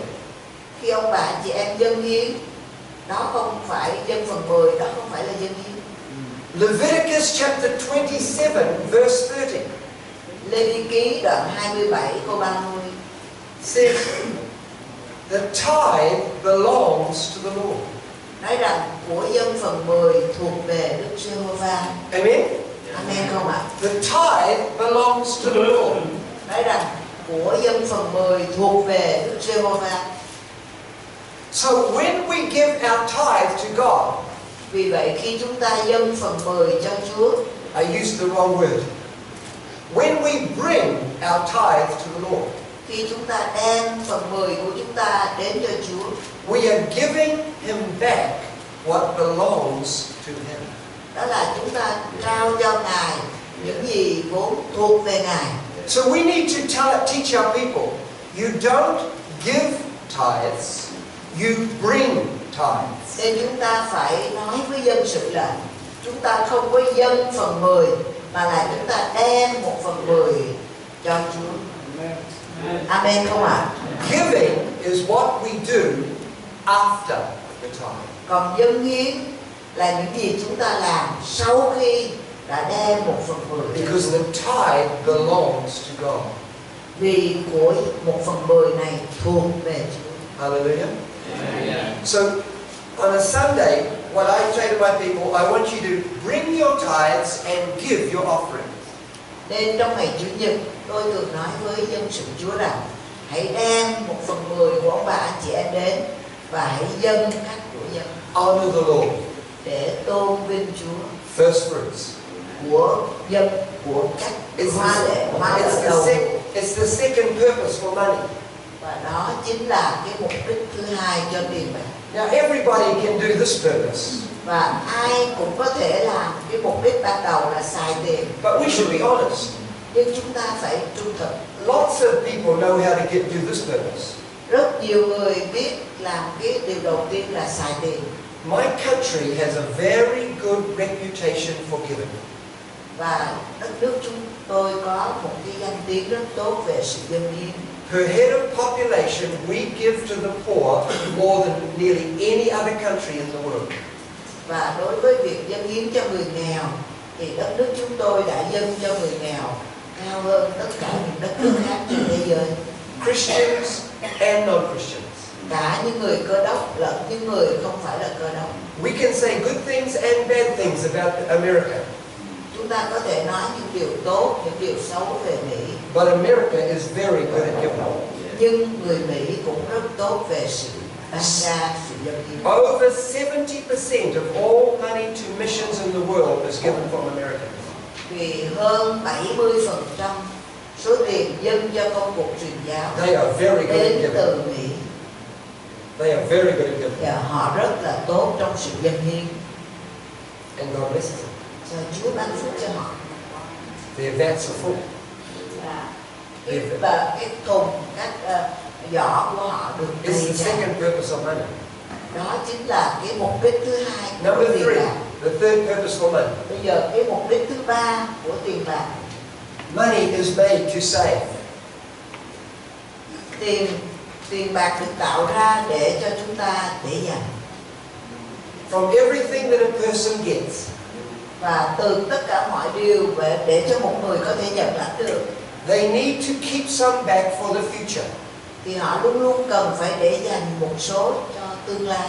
Now it feels very unusual for a European to be teaching an Asian man.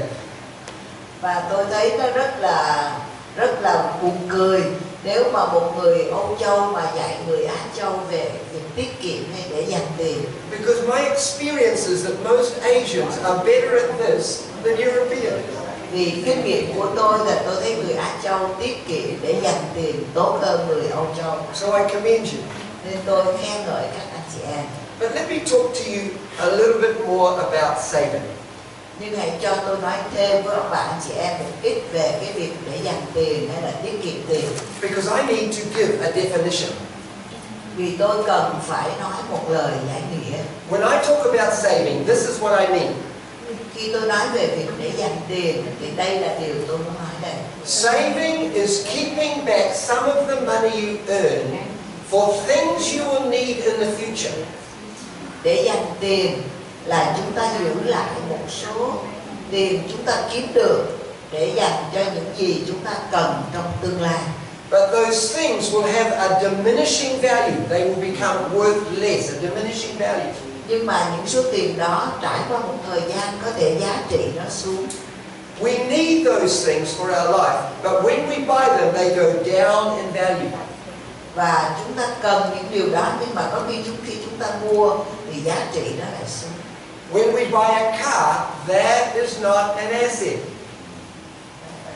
An asset, that is not. How do you say? What asset? What's the word asset? An asset, something we own, something we possess. A property. Not an investment. Not an investment. Not an investment. Khi chúng ta mua một cái xe hơi thì đó không phải là sự đầu tư.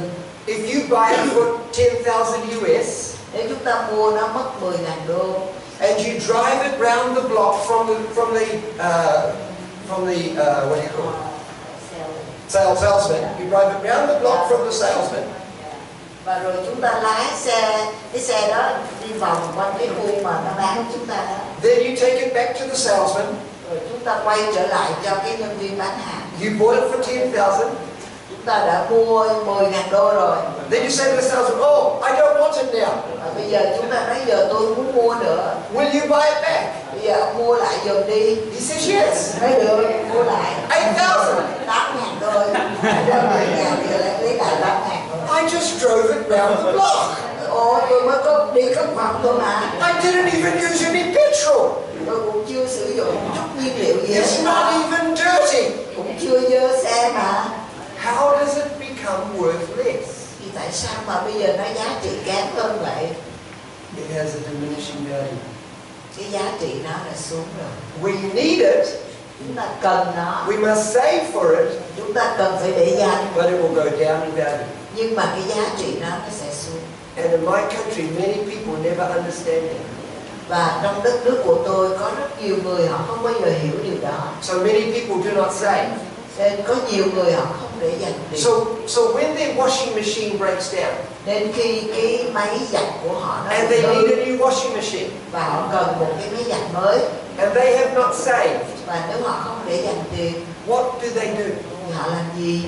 They go one and buy one on credit. Bây giờ họ lấy thẻ tín dụng đi ra mua một cái máy giặt. And now they are worthless. Và bây giờ nó không còn giá trị. That's why there is lots of debt in the world. Và đó là lý do tại sao có rất nhiều món nợ nần ở trên thế giới. We must teach our people to save. Chúng ta phải dạy cho dân sự của mình là biết để dành tiền. Otherwise they will go into debt. Nếu không họ sẽ mắc vào nợ nần. To buy the things that they need. Để họ phải mua những cái gì họ The cần. fourth purpose for money Rồi mục đích thứ tư dành cho tiền bạc is to invest. đó là để đầu tư.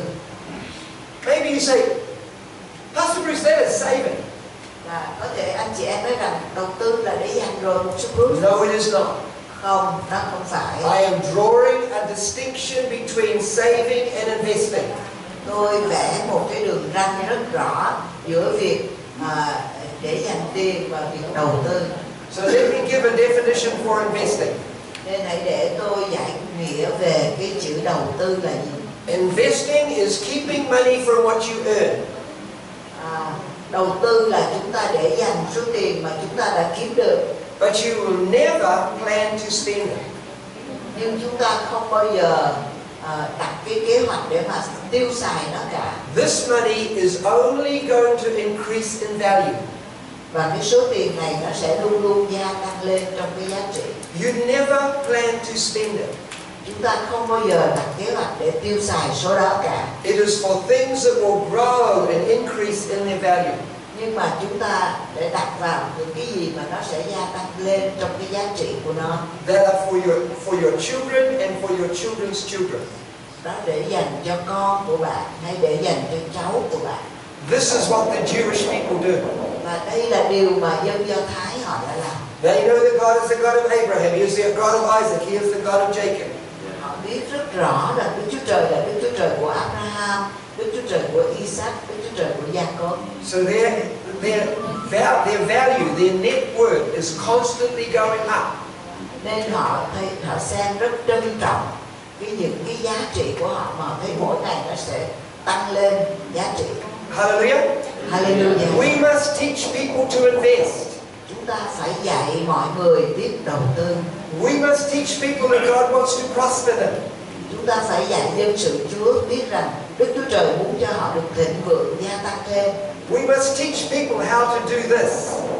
Và chúng ta phải dạy họ biết phải làm sao để làm mọi điều này. All of us know we must work. Tất cả chúng ta đều biết rằng tất cả chúng ta đều phải làm việc. And when we work, we will get income. Và khi chúng ta làm việc thì chúng ta sẽ lãnh được thu nhập. That is us working for money. Đó là chúng ta làm việc vì tiền. Please stay with me. Understand what I'm trying to say.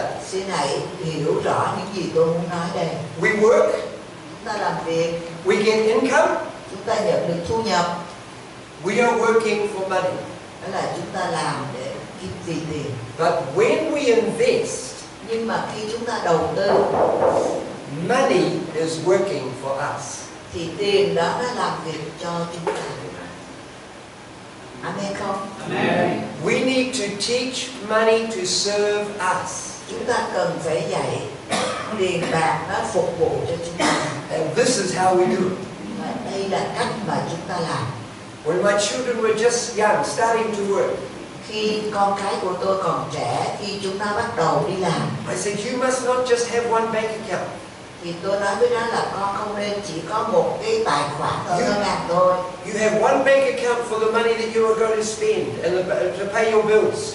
Con phải có một cái tài khoản để con có thể trả những cái hóa đơn, những cái gì con tiêu xài. But you must have other bank accounts. Nhưng con cũng cần phải có tài khoản ngân hàng khác nữa. So you can put money aside. Để con có thể để dành tiền. It is for investment. Để dành để mà đầu tư. Initially, just interest in the bank. Và ban đầu thì chỉ nhận cái lãi từ ngân hàng thôi. But it will build up. Nhưng mà sau một thời gian nó sẽ thêm nhiều lên. And you can make other investments. Rồi con có thể có những sự đầu tư khác nữa. You will not work for this money. Con sẽ không có làm việc vì cái tiền này đâu. This money works for you. Nhưng mà cái số tiền này nó sẽ làm việc cho con. Hallelujah. Hallelujah luôn ạ. Interest in the bank is money working for you. Nên có tiền lãi từ ngân hàng, đó là đồng tiền đó nó làm việc cho bạn. Let me tell you about interest. Hãy nói để tôi nói cho ông bà chị em biết về cái tiền lãi. Interest never sleeps. Tiền lãi nó không bao giờ ngủ. When you are sleeping, interest is still working for you. Khi bạn ngủ, tiền lãi nó vẫn làm việc cho bạn. Interest never goes on holiday.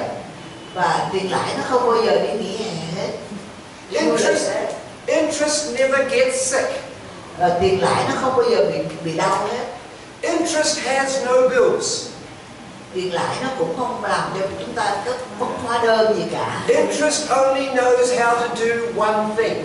Nhưng mà tiền lãi nó chỉ biết làm một điều thôi. Increase. Là gia tăng.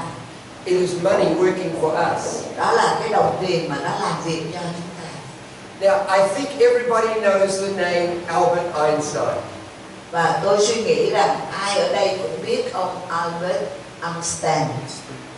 E equals mc squared. Don't worry if you don't know. He was famous as a scientist. Và ông rất là nổi tiếng với tư cách là một khoa học gia. This is what Albert Einstein said. Và đây là cái lời nói mà Einstein ông đã nói. A famous scientist.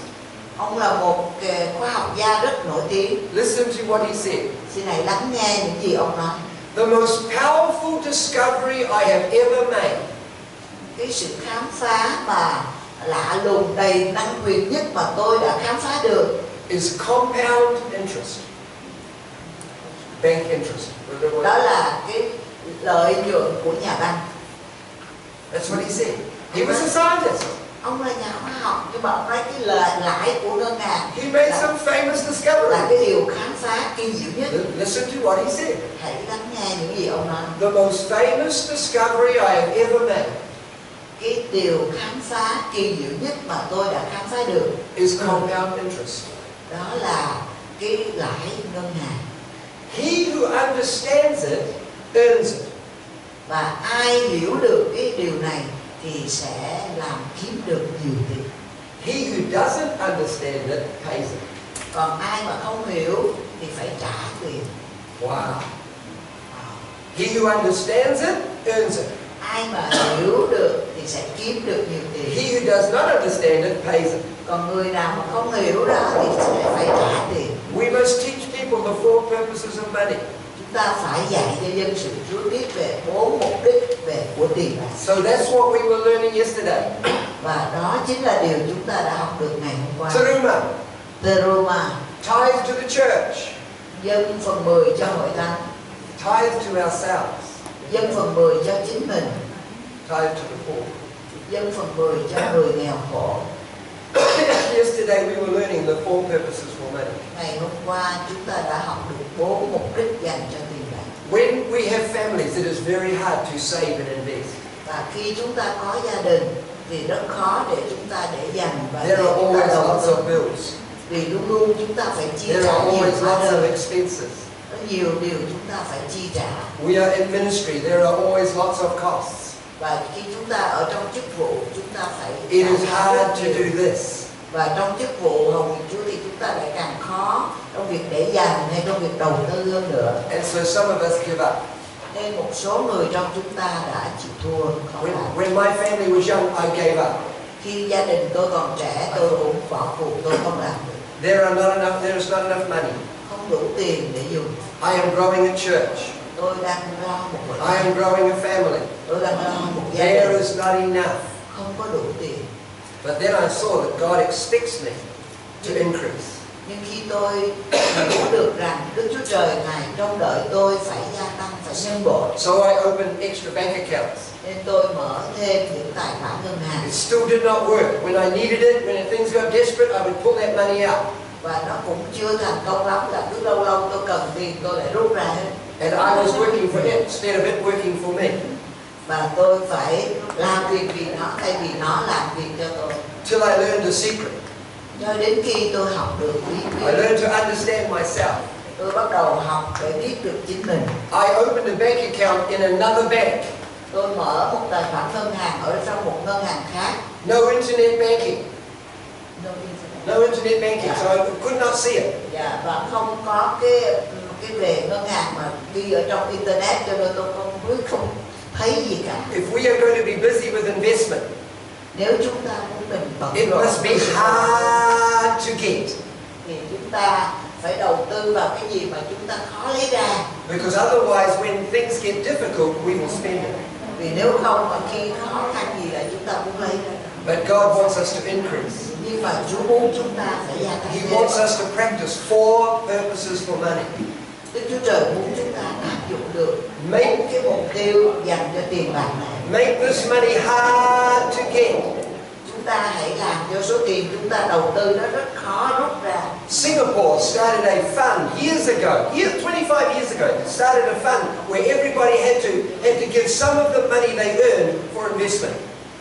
Và Singapore đã mở một cái quỹ nhiều năm trước đây về người ta mỗi người phải để dành một số tiền họ đã kiếm ra được. New Zealand now has the same. Và bây giờ Tân Tây Lan cũng làm giống như vậy. I don't know if Vietnam has that. Tôi không biết ở Việt Nam có điều đó không. So if the government doesn't do it, we must do it. Nên nếu chính phủ không làm thì chúng ta Because phải God làm. wants us to increase. Vì Đức Chúa Trời muốn chúng ta gia tăng thêm. Make this money hard to get. Và chúng ta phải quyết định là đầu tư để như thế nào mà số tiền này rất khó rút ra. Pastors, teach your people the 4 purposes for money. Hỡi các mục sư hãy dạy cho dân sự của mình về 4 mục đích của tiền bạc là gì. Teach them to make this money hard to get. Hãy dạy họ là khi đầu tư, số tiền đầu tư này là rất khó rút ra. Teach them this money must work for you. You do not work for it. Và hãy dạy họ rằng cái số tiền đầu tư này phải làm việc cho họ, chứ họ không có làm cho nó. It is your servant. Nó là đầy tớ của bạn, It is your future. nó là tương lai của bạn. I was teaching this one time in Bible college. Một lần kia tôi dạy điều này ở tại trường Tiếng Anh.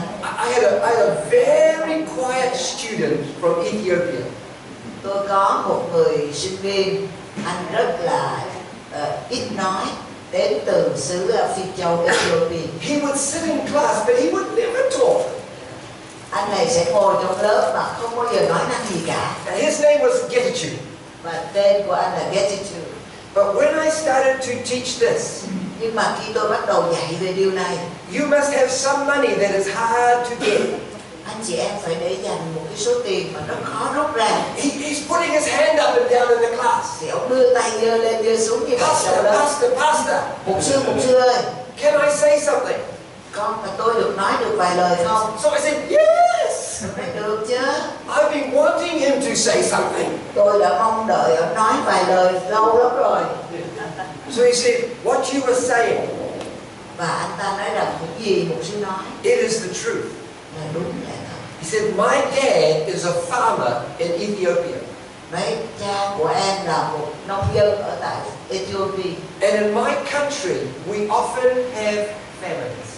Và trong đất nước của chúng tôi thì hay bị đói. So he said, I want to tell you what my father does when the harvest is taken in. Và tôi muốn nói với mục sư biết mà cha của tôi đã làm gì He khi said, chúng tôi thâu mùa màng. My brothers and sisters, we learned this when we were very little. Nói rằng anh em chị em chúng tôi đã học được điều này khi chúng tôi còn rất nhỏ. When the harvest was brought in, Khi chúng tôi thâu gặt mùa màng, all the bags of millet, the bags of grain were all put in front of the house. thì tất cả mọi cái bao hạt của các loại đó đều để phía trước nhà hết. In their sacks. Trong từng cái bị, từng cái bao. And then my father would put some aside. Rồi cha của tôi sẽ để một ít bị qua một bên. And all of us children knew that was for. Và tất cả chúng tôi là con cái ông đều biết ông để cái đó để dành làm gì. That was going to church. Điều đó là dành để cho hội thánh. Because my dad loved to give. Vì cha của con là rất muốn dâng. Always gave first fruits. Ông luôn luôn dâng của dân đầu mùa. But then my dad would do something. Nhưng mà cha của con cũng làm một điều khác nữa. He would put a second part aside. Ông sẽ đặt một cái phần số 2, cái bao thứ qua một phần. And then Getachew asked us a question. Rồi bây giờ Getachew anh này mới hỏi câu hỏi. He said, what was that second part for? Và hỏi là cái đó là để làm gì vậy bạn? And none of us knew the answer. Và không một ai trong chúng tôi biết được câu trả lời. So he said, that is the seed for the next year's harvest. Và ông nói rằng đây là hạt giống dành cho mùa sang năm. We thought, of course, he is a farmer. Tôi nói là dĩ nhiên rồi, tại ông là nông dân mà. He needs seed for the next year's harvest. Ông cần để dành lại hạt giống để dành cho cái mùa gieo sang năm. But then he asked us a question. Nhưng rồi sau đó ông hỏi chúng tôi một câu hỏi. He said to us, what did my dad do with the seed? Ông hỏi là cha của tôi làm gì với hạt giống? And I thought, well, did he put it in the shed out the back of the house? Ông có phải đem những hạt giống đó dựng trong mấy cái kệ ở đằng sau nhà không? To keep it ready for next year? Để giữ cho nó sẵn sàng cho sang năm không? No, he did not do that. Không, ông không làm như vậy. He said, in my country, we have famines. Ông nói rằng trong đất nước chúng ta có những cơn đói.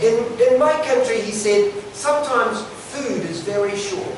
Và trong đất nước của chúng tôi nhiều khi rất kém, rất thiếu thức ăn. And when the food gets short and the children get hungry, và khi kém thiếu thức ăn và con cái nó bị đói, they said, Daddy, I'm hungry. Daddy, I'm hungry. Nó chạy vô nó nói, ba ơi con đói quá. And so the father will go because he loves his children.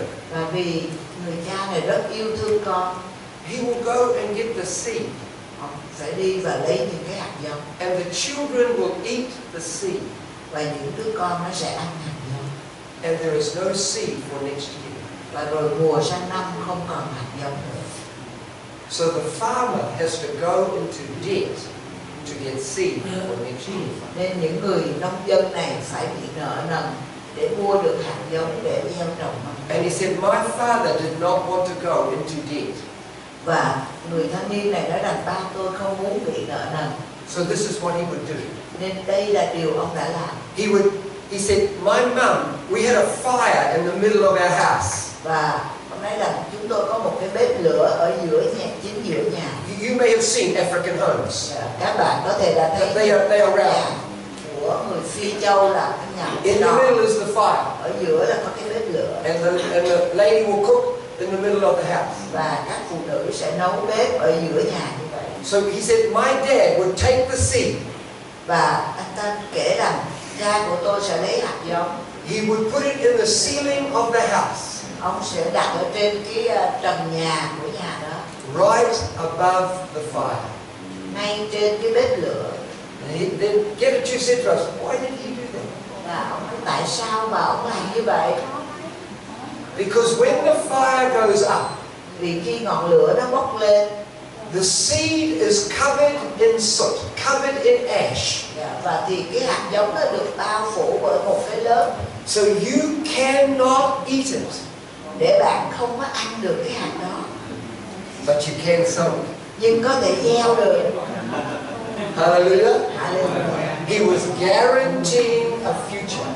Tức là ông muốn đảm bảo là có một tương lai. He was saving for the future. Ông để dành cho tương lai.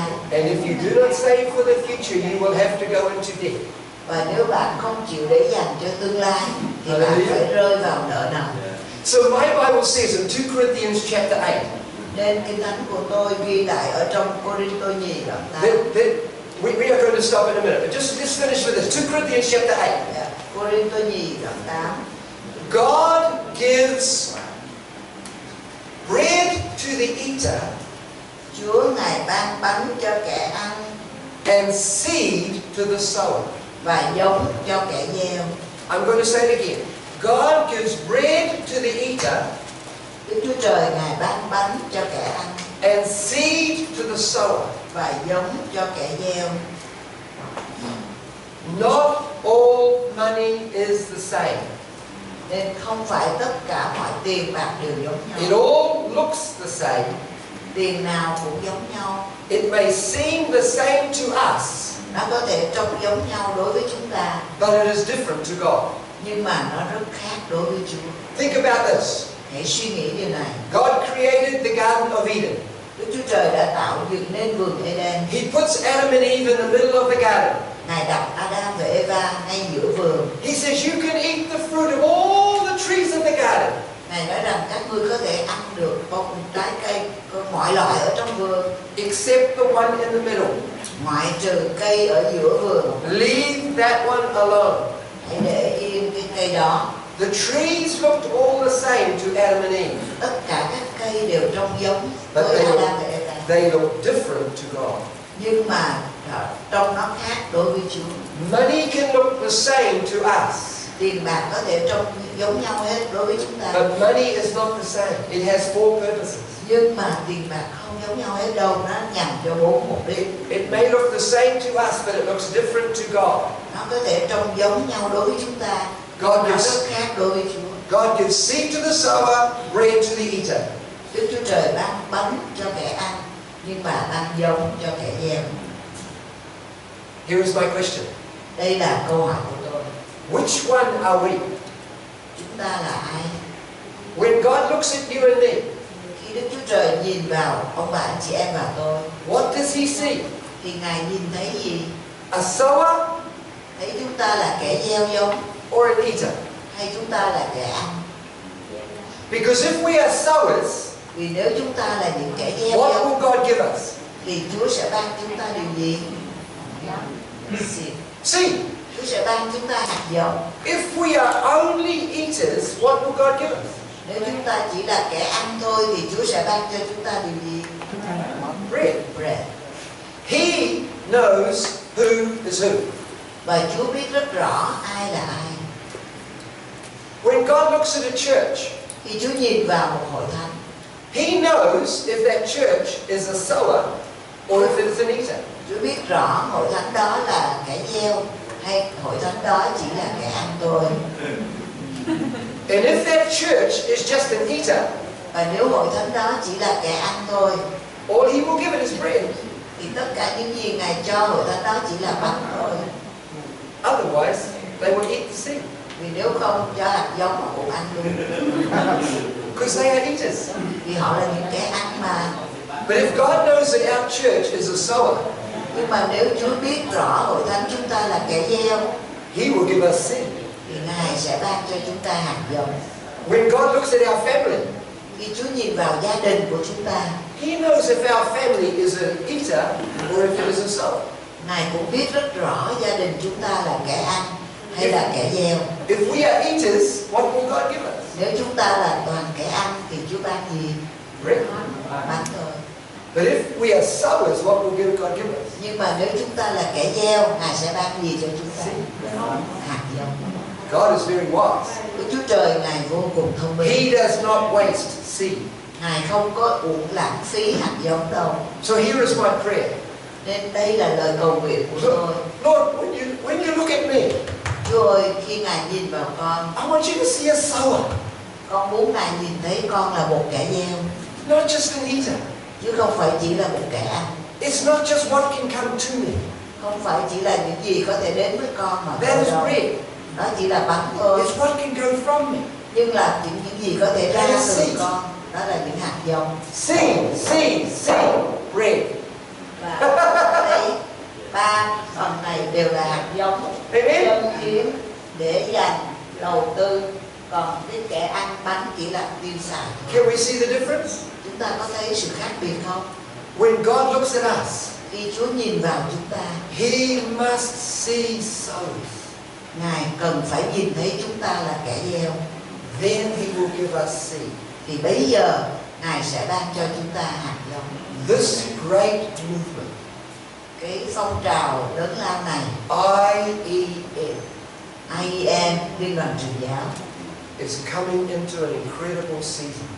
đang bước đến một cái mùa rất là kỳ diệu. Because you are not just eaters.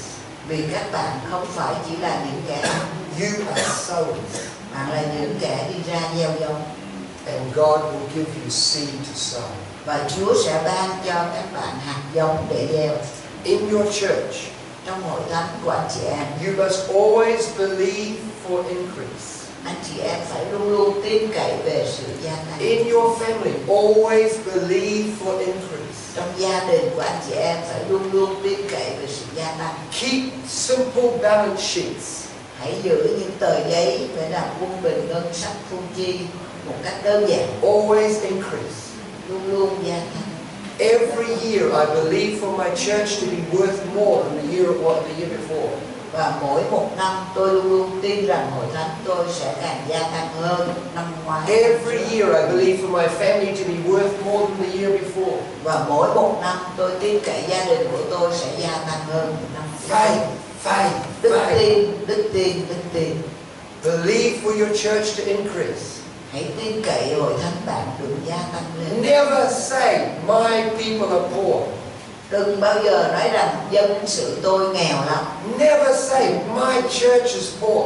Đừng bao giờ nói rằng hội thánh tôi nghèo lắm. We are the sons and daughters of Abraham. Chúng ta là con trai con gái của Abraham. Say, my church is prosperous. Và chúng ta nói rằng hội thánh của My tôi là church is thịnh vượng. blessed. Hội thánh của tôi được phước. My church is a sower, Hội thánh của tôi là những kẻ not just gieo an giống, eater. chứ không phải kẻ ăn hạt giống. My church is always prospering Hội thánh của tôi sẽ luôn luôn thịnh vượng, because we are a blessed church.